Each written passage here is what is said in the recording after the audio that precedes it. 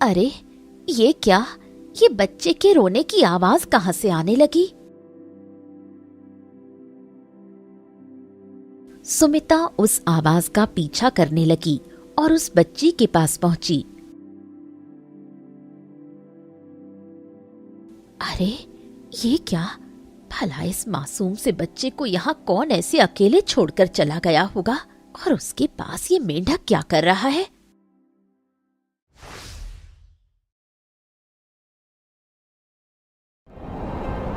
रात्रि का समय था। तेज हवाएं चल रही थीं और वहीं जमींदार के घर संतान का जन्म होने वाला था। अरे सुबोध! हाँ सुबोध! अरे सुबोध, मैं आज बता नहीं सकता कि मैं कितना खुश हूँ। आज मैं बहुत खुश हूँ क्योंकि मेरी पत्नी एक पुत्र को जन्म देने वाली है।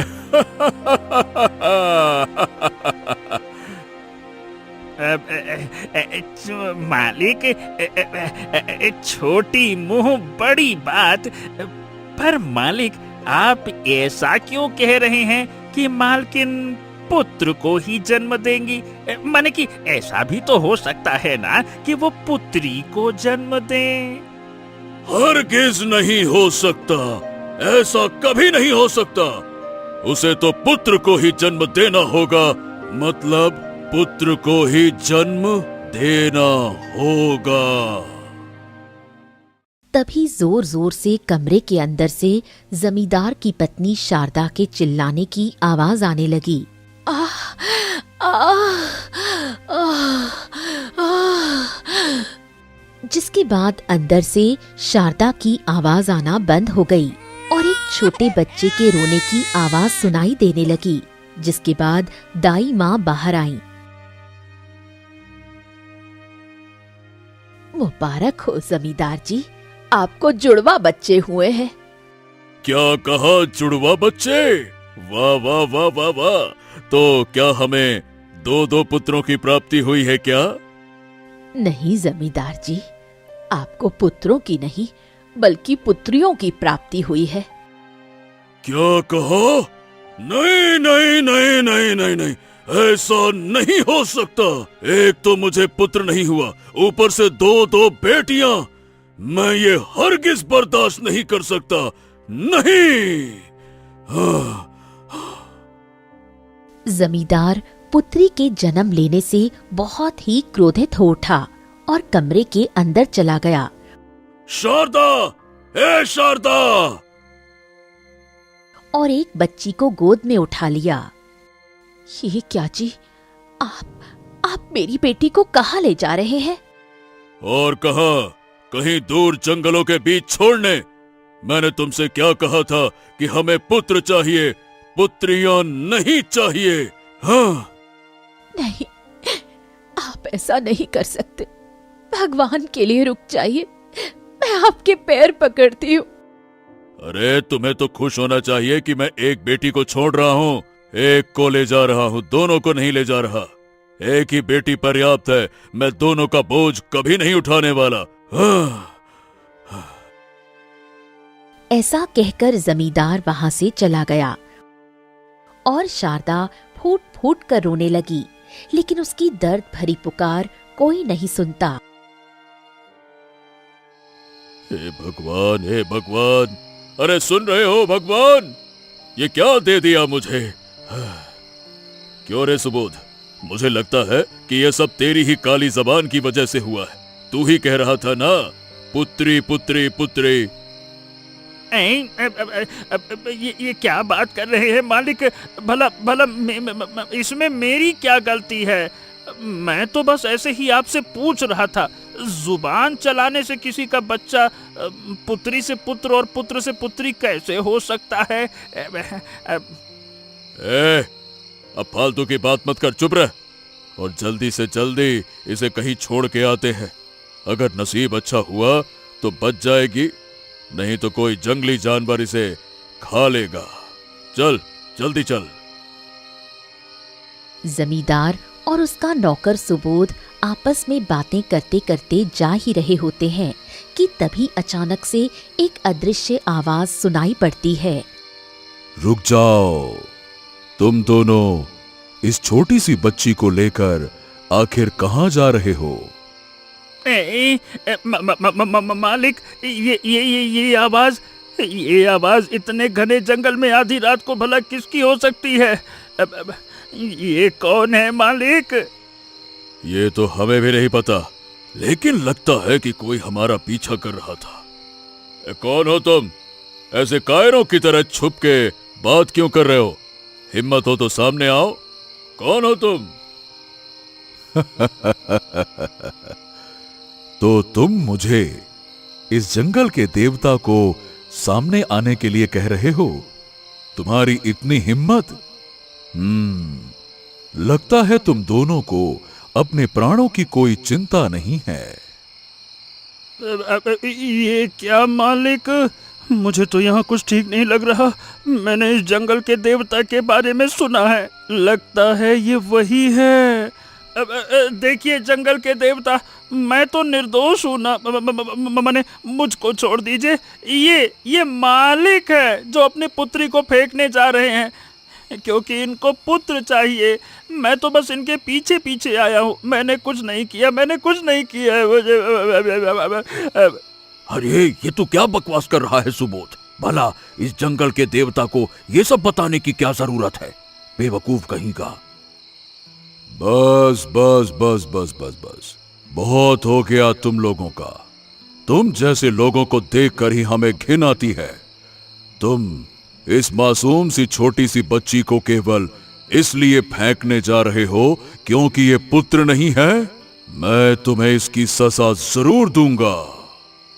जंगल के देवता के ऐसा कहते ही एक रोशनी चमकी और जमींदार अचानक से ही एक मेंढक में बदल गया।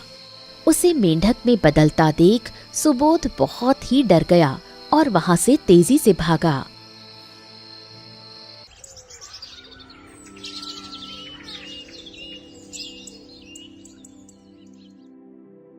ओ माँ, मेरी तो कमर में ही दर्द शुरू हो गया। थोड़ी देर यहीं आराम कर लेती हूँ। जिसके बाद सुमिता वहां आराम करने लगी और थोड़ी ही देर बाद उसे एक छोटी बच्ची के रोने की आवाज सुनाई दी।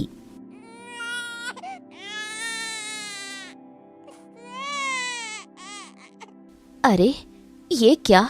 ये बच्चे के रोने की आवाज कहाँ से आने लगी? सुमिता उस आवाज का पीछा करने लगी और उस बच्ची के पास पहुंची। अरे ये क्या? भला इस मासूम से बच्चे को यहाँ कौन ऐसे अकेले छोड़कर चला गया होगा और उसके पास ये मेंढक क्या कर रहा है? सुमिता आसपास देखने लगी, लेकिन उसे दूर दूर तक कोई दिखाई नहीं दिया, जिससे वो पूरी बात समझ गई। तू चिंता मत कर बेटी, लगता है तेरे पिता ने तुझे यहाँ इसलिए छोड़ दिया क्योंकि तू लड़का नहीं लड़की है। मेरे बाबा ने भी मुझे ऐसे ही छोड़ दिया था और मैं भी अकेली ही रहती हूँ। आज से तू मेरे साथ रहेगी, मेरी अपनी बेटी बनकर। हम दोनों एक ही नाव पर सवार हैं, इसलिए मैं तेरा दर्द समझ सकती हूँ। और ये मेंढक लगता है तेरा दोस्त है, इसे भी ले चलती हूँ। जिसके बाद सुमिता उस बच्ची को और मेंढक को उठा लेती है और अपने साथ ले आती है।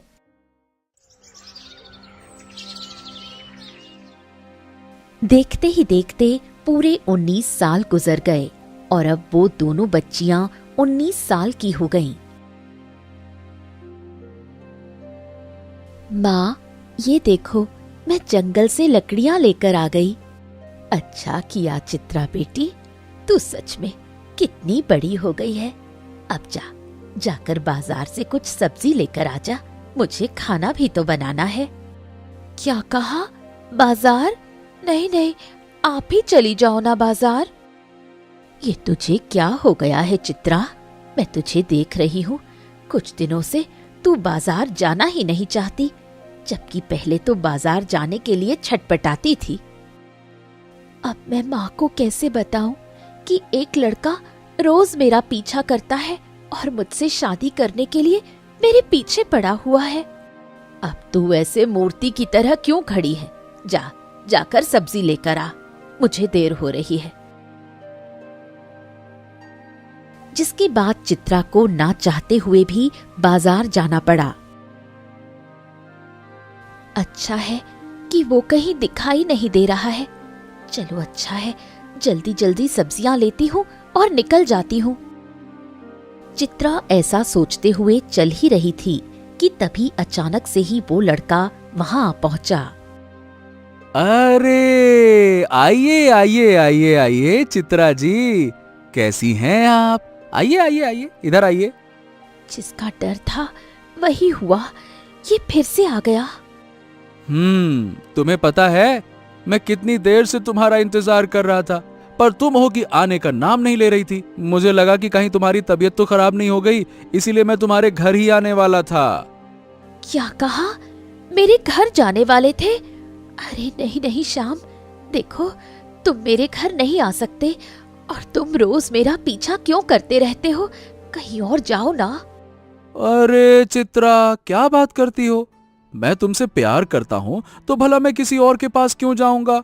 हाँ, क्योंकि मैं तुमसे प्यार नहीं करती, इसलिए अब हटो मेरे रास्ते से, मुझे सब्जियां लेने जाना है। क्या कहा? सब्जियां लेने जा रही हो? तो चलो मैं तुम्हारी मदद करता हूँ सब्जियां दिलवाने में, चलो। नहीं, मैं खुद खरीद लूंगी, अब हटो मेरे रास्ते से। ऐसा कहकर चित्रा वहां से चली गई। ये क्या चित्रा, मैं कितने दिनों से तुम्हारे पीछे पड़ा हुआ हूं, आखिर कब तुम मेरे प्यार को समझोगी? हाँ, चलो कोई बात नहीं, एक दिन तुम्हें भी मेरे प्यार का जरूर एहसास होगा, तुम समझोगी, तुम्हें भी मुझसे प्यार होगा, देख लेना। हाँ, फिलहाल तो मुझे अभी जाना चाहिए। ये प्यार में क्यों होता है, कोई करता है कोई बस देखता है। पता नहीं अब मैं क्या करूं, कैसे कैसे मैं चित्रा को यकीन दिलाऊं कि उसे मुझसे अच्छा लड़का इस पूरी दुनिया में कहीं नहीं मिल सकता। क्या करूं क्या करूं? श्याम अपने आप से बातें करते हुए जा ही रहा था कि तभी उसे चित्रा दिखाई दी, जो एक लड़के से बात कर रही थी। हैं? हे भगवान, ये चित्रा आखिरकार किससे बात कर रही है और क्यों? कहीं चित्रा इस लड़के से प्यार तो नहीं करती, इसीलिए वो सब्जियां लेने के बहाने बाजार आई थी और मुझे अपने साथ नहीं आने दिया। मुझे चलकर काकी को बताना होगा। ऐसा कहकर श्याम वहां से चला गया। तुम्हें क्या लगता है, क्या बाबा हमारे प्रेम को मानेंगे? अरे तुम चिंता क्यों करती हो रेशमी, वो क्या पूरी दुनिया हमारे इस प्यार को स्वीकार करेगी, देख लेना। अब तुम जाओ, मैं बाद में तुम्हारे माता पिता से बात कर लूंगा, ठीक है? जिसके बाद रेशमी वहां से चली गई और उसके जाने के कुछ देर बाद ही जमींदार का नौकर सुबोध आया।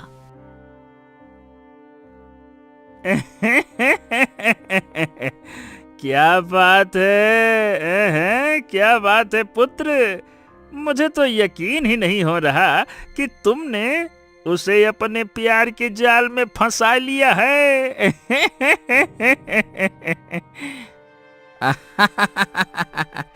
आखिर पुत्र किसका हूँ पिताजी, और आप तो मुझसे भी बड़े वाले खिलाड़ी हैं। आपने तो जमींदार की पत्नी से ही शादी कर ली और मुझसे रेशमी से प्यार का नाटक करने को कहा, ताकि उनकी सारी जायदाद हमेशा हमेशा के लिए हमारी हो जाए।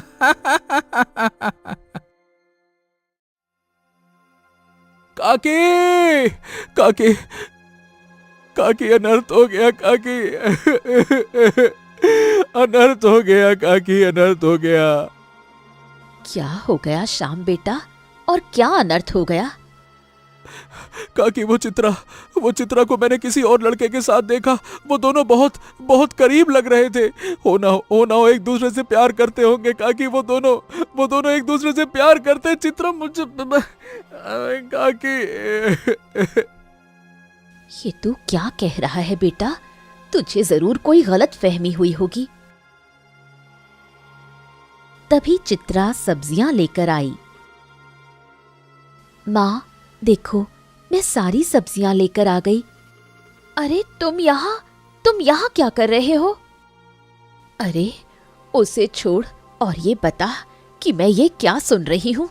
तू किसी लड़के से प्यार करती है? नहीं माँ, ये आपको किस गधे ने कहा? ए, गधा बधा मत बोल। मैंने तुझे अपनी इन्हीं आंखों से किसी और लड़के से बात करते हुए जंगल में देखा था। सच सच बता, क्या तुम मुझे छोड़कर उस लड़के से शादी करने वाली हो क्या? सही सही बताओ, तुम ऐसा क्यों कर रही हो? मैं तुमसे कितना प्यार करता हूँ, तुम्हें मेरा प्यार नहीं दिखता है क्या?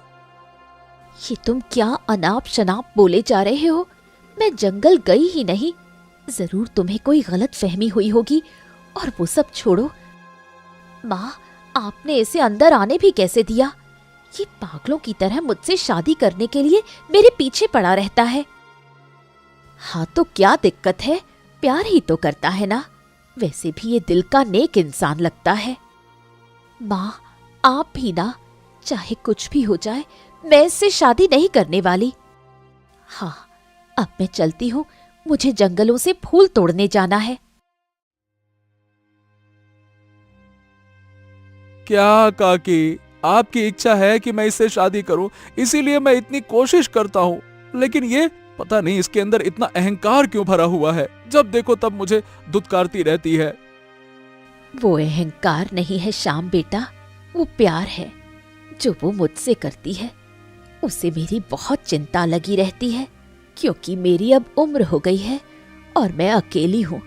इसलिए वो मुझे छोड़कर कभी भी कहीं भी नहीं जाना चाहती।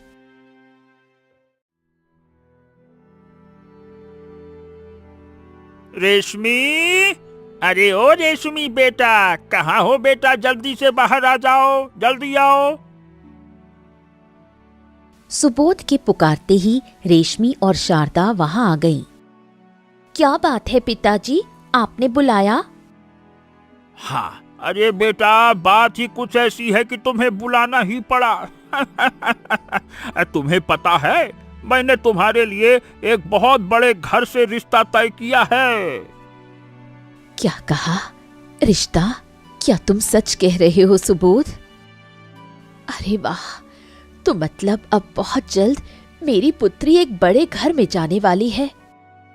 नहीं माँ, माफ कीजिए पिताजी, पर मुझे ये रिश्ता मंजूर नहीं है, क्योंकि मैं किसी और से प्यार करती हूँ। ये तुम क्या कह रही हो रेशमी? क्या वो भी बड़े घर से है? नहीं, वो तो गरीब घर से है और अनाथ है। क्या कहा? एक गरीब और अनाथ लड़का? नहीं, तुम्हारी शादी उससे नहीं हो सकती। पर माँ, मैं उससे बहुत प्रेम करती हूँ, मैं उसके बिना नहीं जी सकती। मैं ये सब नहीं जानती, लेकिन तुम्हारी शादी एक गरीब के साथ तो मैं भी नहीं होने दूंगी।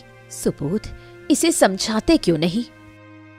अरे हाँ, मैं समझता हूँ ना। देखो रेशमी बेटी, बात को समझने की कोशिश करो। अगर तुम एक गरीब से शादी करोगी तो तुम उसके साथ कभी खुश नहीं रह पाओगी। गरीबों की तरह ही रहना पड़ेगा ना। अब देखो बेटा, वो अलग बात है कि अगर वो घर जमाई बन के रहे तो फिर तुम्हें कोई दिक्कत नहीं होगी। ये तुम क्या कह रहे हो सुबोध? अरे देखिए शारदा देवी जी, आप समझती क्यों नहीं हैं? ये हमारी इकलौती बेटी है और ये एक लड़के से प्यार करती है। अब देखो, अगर हमने उसकी शादी उससे नहीं करवाई तो मुझे डर है कि कहीं ये कोई गलत कदम ना उठा ले। और वैसे भी अगर उस लड़के को हम घर जमाई बनाकर रखेंगे तो हमारी बेटी हमेशा हमेशा के लिए हमारे साथ रहेगी, हमारा सहारा बनेगी, बुढ़ापे की लाठी भी कहलाएगी, और इस घर में जमीन जायदाद धन दौलत सब है तो खुश रह पाएगी। है? बात तो तुम उचित ही कह रहे हो। ठीक है, अगर वो घर जमाई बन के हमारे यहाँ रहने के लिए तैयार है तो मुझे भी ये रिश्ता मंजूर है। क्या आप सच कह रही हैं माँ? आपका धन्यवाद पिताजी, आपने माँ को इस रिश्ते के लिए मना लिया। अब मैं बहुत ही ज्यादा खुश हूँ। ओले ओले ओले, बेचारी ये माँ बेटी कितनी भोली हैं। अच्छा है, अच्छा है, इनके भोलापन ही मेरे फायदे का कारण बनेगा। अब तो मेरे बेटे को ही सारी जायदाद मिलने वाली है।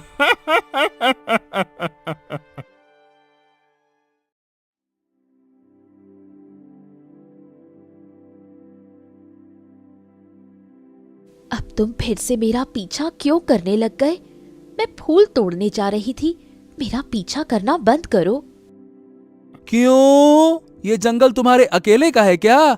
मेरी मर्जी, मैं कहीं भी जाऊं, तुम मेरे आगे आगे क्यों चल रही हो? नहीं तो तुम्हें तो फूल तोड़ना है ना, तो जाओ फूल तोड़ो, पीछे क्यों देख रही हो? ये तुम्हारा व्यवहार अचानक से कैसे बदल गया? तबीयत तो ठीक है ना? देखो चित्रा, अभी भी समय है। अगर तुम सच में किसी और से प्यार करती हो तो बता दो, मैं तुम्हारी जिंदगी से दूर चला जाऊंगा, इतना दूर कि मैं तुम्हें कभी दिखाई भी नहीं दूंगा, ढूंढोगी तो भी नहीं। ये क्या सुबह से बकवास कर रहे हो? मैं कितनी बार बोलूं कि मुझे किसी लड़के से कोई प्यार नहीं है।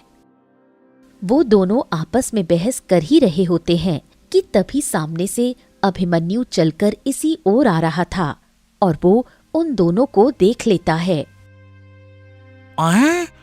ये क्या? ये रेशमी किस लड़के के साथ है? कहीं ऐसा तो नहीं कि इसे इस लड़के से प्यार हो गया है, इसीलिए इसने मुझे जंगल बुलाया ताकि मुझसे छुटकारा पा सके। नहीं नहीं नहीं नहीं नहीं नहीं, मैं ऐसा बिल्कुल नहीं होने दे सकता। नहीं नहीं नहीं नहीं। अभिमन्यु ऐसा कहते ही चित्रा के पास आता है। ये क्या रेशमी, ये मैं क्या देख रहा हूँ? तुम तो मुझसे प्यार करती हो ना, फिर इस लड़के के साथ तुम यहाँ क्या कर रही हो? ओ, आइए आइए आइए, स्वागत है स्वागत है।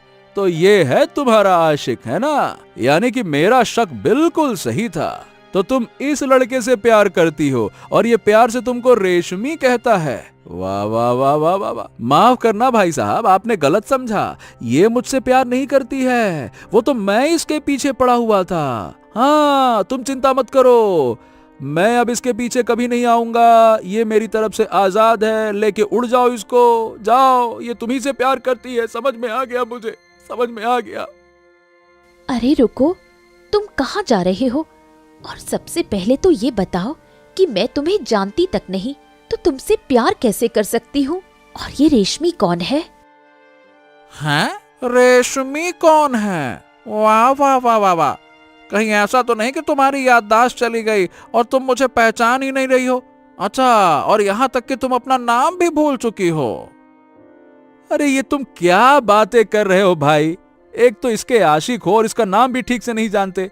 कौन रेशमी? चित्रा नाम है इसका, चित्रा। अपनी याददाश्त के बारे में सोचो, तुम भुलक्कड़ हो। बड़े आए भुलक्कड़ कहने वाले चित्रा को। अरे ये कौन सी चित्रा पित्रा? ये रेशमी है, रेशमी, इसका नाम रेशमी है। नहीं, चित्रा है, चित्रा।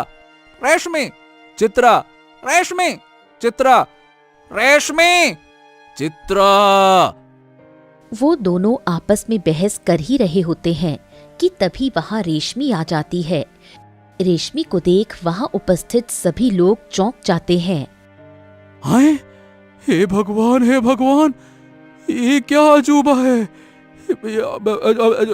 एक जैसी दिखने वाली दो स्त्रियां, ये आईने के सामने खड़ी हो क्या चित्रा तुम? अरे ये क्या शारदा देवी, इतनी रात हो गई है पर रेशमी अभी तक घर क्यों नहीं आई है? सुबोध, तुम्हें पता है ना, हमारी शादी केवल और केवल बस एक दिखावा है ताकि रेशमी को कभी अपने पिता की याद ना आए। तो जब कोई ना हो तो मुझे मालकिन बोला करो, समझ गए ना? हाँ हाँ हाँ, जी जी जी जी जी जी मालिकिन, जी जी जी। तभी रेशमी और अभिमन्यु घर आ गए। माँ, पिताजी, मुझे ना आप दोनों को ही एक बहुत ही महत्वपूर्ण बात बतानी है। आपको विश्वास नहीं होगा सुनकर। अरे अरे, शांत हो जा मेरी बच्ची और आराम से बता कि क्या हुआ। क्यों इतनी खुश लग रही है? कौन सी महत्वपूर्ण बात बताना चाहती है? माँ, आपको विश्वास नहीं होगा, पर आज मैंने अपनी ही जैसी एक लड़की को देखा जो मेरी ही तरह दिखती है, एकदम हूबहू। रेशमी के ऐसा कहते ही वहां का पूरा माहौल एकदम से बदल गया। चारों तरफ सन्नाटा फैल गया। शारदा और सुबोध को ये सुनकर एक बहुत बड़ा झटका लगा। क्या तू सच कह रही है बेटी? मुझे तो विश्वास ही नहीं हो रहा। ये क्या माँ, आपकी आंखों में आंसू? सब ठीक तो है ना? अरे, ये तो खुशी के आंसू है पगली। खुशी के आंसू? मैं कुछ समझी नहीं माँ। माफ करना बेटी कि मैंने तुमसे इतनी बड़ी बात छुपा कर रखी, पर आज मैं तुझे 19 साल पहले जो घटना घटी थी वो बताने जा रही हूँ। जिसके बाद शारदा रेशमी को सारी बात सब सच सच बताती है, जिसे सुनकर रेशमी की आंखों से आंसू बहने लगते हैं। तो क्या ये मेरे पिता नहीं है? और जो लड़की मुझे आज जंगल में मिली, क्या वो मेरी सगी जुड़वा बहन है? हाँ बेटी, यही सत्य है। एक काम करते हैं, कल ही हम चित्रा से मिलने चलते हैं। हाँ माँ, अब तो मैं अपनी बहन से बहुत सारी बातें करना चाहती हूँ। उससे मिलने के लिए अब मैं बहुत बेताब हो रही हूँ। आज तो मुझे नींद भी नहीं आने वाली। हाँ बेटी, पर कल उससे मिलना है तो हमें तो सोना ही पड़ेगा ना। अब चल, अंदर चलकर सो जाते हैं। ऐसा कहकर वो दोनों कमरे के अंदर चली गईं। हाँ, ए बाबा, ये सब क्या चल रहा है? मुझे तो कुछ समझ में नहीं आ रहा है। ये कौन सी चक्री है?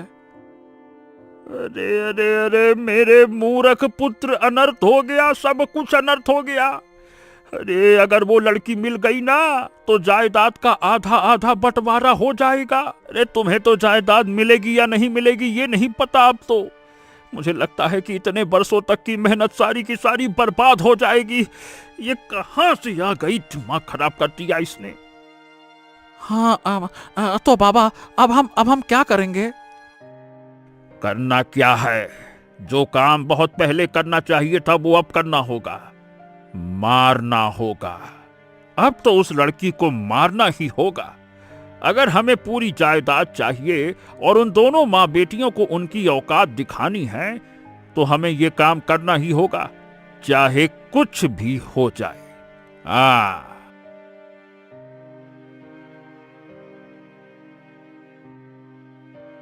क्या बात है माँ, लगता है आपकी तबीयत कुछ ठीक नहीं। ये लीजिए, मैं आपके लिए काढ़ा लाई हूँ, पी लीजिए। हाँ, ला। तभी वहां जमींदार, जो अभी भी एक मेंढक बना हुआ है, वो आता है। अरे, तुम आ गए मेंढक। पता नहीं क्यों, पर ये हमेशा हमसे दूर ही रहता है, पर कभी कभी अचानक से ही कहीं से आ जाता है। ऐसा लगता है कि जैसे ये कुछ कहने की कोशिश कर रहा हो। तुझे विश्वास नहीं होगा, पर ये तेरे जन्म से ही तेरे साथ है। तभी अचानक से ही जोर जोर से दरवाजा खटखटाने की आवाज आई। ये क्या, इतनी रात गए कौन हो सकता है? मैं देखकर आती हूँ माँ। जिसके बाद चित्रा बिना कुछ सोचे समझे दरवाजा खोलने चली गई। और फिर ये देखो, इतनी रात को फिर परेशान करने आ गए। ये तुम क्या कह रही हो चित्रा? मैं यहाँ तुम्हारी मदद करने आया हूँ और तुम ऐसा कह रही हो? मदद? कैसी मदद श्याम बेटा? अरे वो क्या है ना काकी कि कल सुबह मुझे भोग चढ़ाना है भगवान को, वो भी सुबह 4 बजे। लेकिन मैं लड्डू खरीदना ही भूल गया काकी। और पता है काकी, ये मेरी मन्नत थी। हाँ, अगर मैंने कल अपनी मन्नत पूरी नहीं की ना, मुझे बहुत खराब लगेगा काकी। अब क्या करूं, अभी कोई दुकान भी नहीं खुली है और ना ही कल इतनी सुबह सुबह कोई दुकान खुलेगी। लेकिन मुझे पता है कि चित्रा बहुत स्वादिष्ट लड्डू बनाती है। काकी, क्या आप उसे मेरे घर लड्डू बनाने के लिए भेज सकती हैं काकी? बहुत जरूरत है काकी, मानिए ना, मेरी मन्नत है, बस इसीलिए। अरे हाँ हाँ बेटा, क्यों नहीं। चित्रा बेटी, जाकर उसकी मदद कर दे। जिसके बाद चित्रा शाम के साथ वहां से चली गई और थोड़ी ही देर बाद सुबोध और अभिमन्यु वहां आ गए। प्रणाम बहन जी, प्रणाम। कैसी हैं आप? मैं तो ठीक हूँ, पर आप दोनों कौन हैं? वो क्या है ना कि हम आपकी बेटी से मिलने के लिए आए हैं। उससे बेहद जरूरी काम था हमें, तो आप जरा अपनी बेटी को बुला दीजिए। माफ कीजिए, पर चित्रा तो अभी अभी शाम के साथ उसके घर गई है, वो यहाँ नहीं है। तभी सुबोध की नजर उस मेंढक पर पड़ी। अरे ये क्या? हाँ, ये मेंढक तो। क्या बात है, आप इस मेंढक को ऐसे क्यों देख रहे हैं? वो क्या है ना बहन जी, मुझे ये मेढक कुछ जाना पहचाना सा लग रहा है। मैं इसे ले जा रहा हूँ, थोड़ी देर में वापस कर दूंगा। हाँ हाँ चल। ऐसा कहकर सुबोध उस मेंढक को उठा लेता है और वहां से चला जाता है। अरे ये क्या बाबा, अब आप ये मेढक वेढक क्यों लेकर आ गए हैं? क्या करना है इस मेढक का? अरे बेटा, ये कोई आम मेढक नहीं है, ये जमींदार हरि सिंह हैं। हाँ। क्या? जमींदार हरि सिंह? वही तो, ये वही हैं। चलिए जमींदार हरि सिंह जी, जो इच्छा आपकी वर्षों पहले थी, आज मैं उसे पूरा करने जा रहा हूँ। मैं आपकी बेटी, जिसे आपने जंगल में छोड़ना चाहा, अपने से दूर करना चाहा, आज मैं उसका किस्सा हमेशा हमेशा के लिए खत्म करने जा रहा हूँ। सुबोध के ऐसा कहते ही वो मेंढक सुबोध के हाथ से कूद गया। अरे अरे ये क्या पिताजी, ये तो भाग रहे हैं। अरे अरे रुको ए। अरे भागने दो बेटा, भागने दो। लगता है कि अब इसके मन में अपनी बेटी के लिए प्रेम जाग उठा है, इसीलिए उसे बचाने के लिए, मदद मांगने के लिए गए होंगे। लेकिन इस मेढक की कौन सुनने वाला है? और वहां से भाग गया। जिसके बाद सुबोध और अभिमन्यु दोनों ही वहां से चले गए। वहीं दूसरी तरफ जमींदार, जो एक मेंढक के रूप में था, वो उसी जंगल में उसी स्थान पर पहुंचा जहां जंगल के देवता ने उसे मेंढक में बदल दिया था। जंगल के देवता, क्या आप मेरी दर्द भरी पुकार सुन पा रहे हैं क्या? अगर हाँ, तो मेरे सामने आइए। मैं आपके सामने हाथ जोड़ता हूँ, आइए मेरे सामने।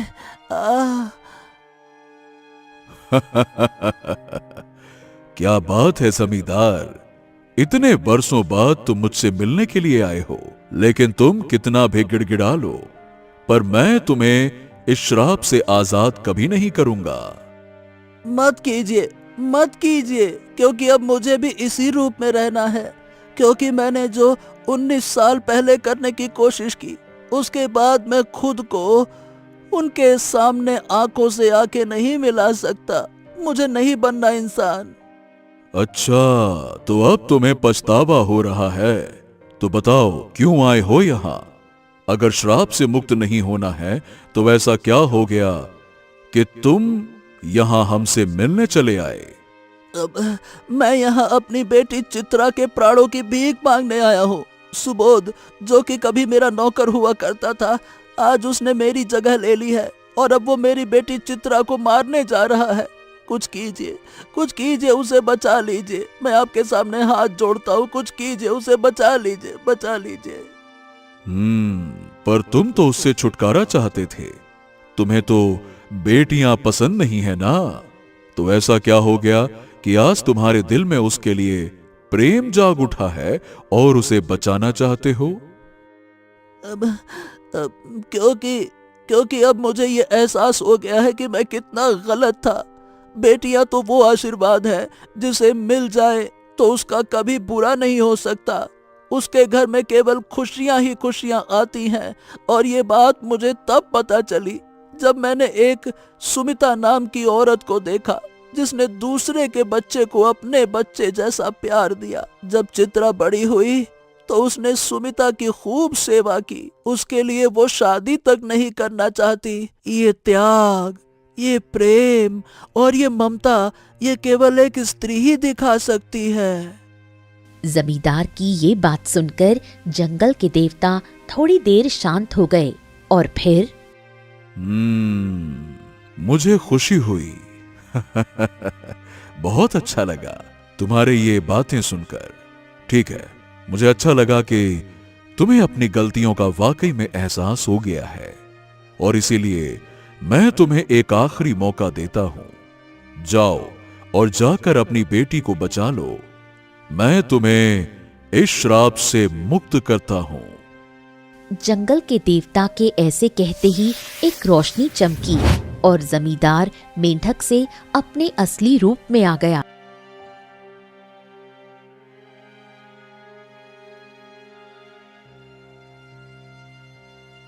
अरे ये क्या जमींदार जी, आप और यहाँ और आपके हाथ में ये खंजर? मुझे माफ करना पुत्री, पर मुझे तुम्हें मारना ही पड़ेगा। क्या है ना कि तुम जमींदार हरि सिंह की बेटी हो और रेशमी की जुड़वा बहन हो। क्या कहा? मैं हरिहर सिंह की बेटी हूँ और रेशमी मेरी जुड़वा बहन है? ओ, अब समझ में आया कि आखिर तुम दोनों एक जैसी क्यों दिखती हो, क्योंकि तुम दोनों जुड़वा हो। पर जमींदार, तुम भला चित्रा को क्यों मारना चाहते हो? अरे ताकि जमींदार हरि सिंह की सारी जायदाद हमारे नाम हो जाए। अरे जब तक तुम जिंदा हो ना, तब तक हमें जमींदार की सारी जायदाद नहीं मिल सकती। इसीलिए अब तुम्हें मरना ही होगा। रुको रुको रुको रुको, मेरे होते हुए तुम दोनों चित्रा का बाल भी बांका नहीं कर सकते। अच्छा तो चल बेटा, पहले तेरा ही हिसाब करते हैं, तुझे ही मारते हैं। जिसके बाद जैसे ही सुबोध खंजर लेकर शाम की तरफ बढ़ा कि तभी पीछे से जमींदार लाठी लेकर आ गया और सुबोध के सिर पर जोर से डंडा मारा, जिससे सुबोध बेहोश हो गया और अभिमन्यु के सिर पर भी डंडा मारकर उसे बेहोश कर दिया। आपका बहुत बहुत धन्यवाद महाशय, आपने इन दोनों हैवानों से हमें बचा लिया। शायद तुम दोनों को विश्वास नहीं होगा, पर मैं जमींदार हरि सिंह हूँ और चित्रा का पिता भी। क्या कहा आपने? जिसके बाद हरिहर सिंह ने सारी बात खुलकर स्पष्ट रूप से उन दोनों को बता दी, जिसे सुनकर वो दोनों हैरान रह गए।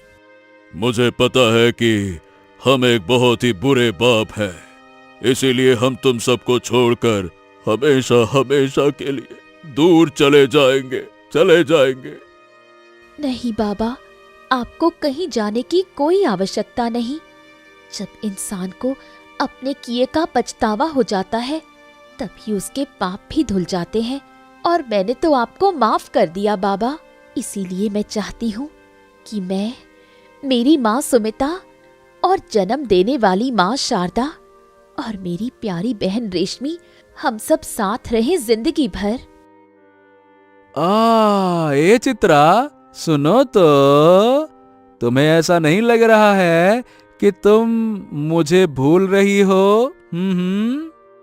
हाँ ठीक है, और शाम भी हमारे साथ रहे, क्योंकि मुझे भी अब यही लगता है कि मुझे शाम से अच्छा जीवन साथी कहीं नहीं मिल सकता। सच में बेटियां तो बेटियां ही होती है।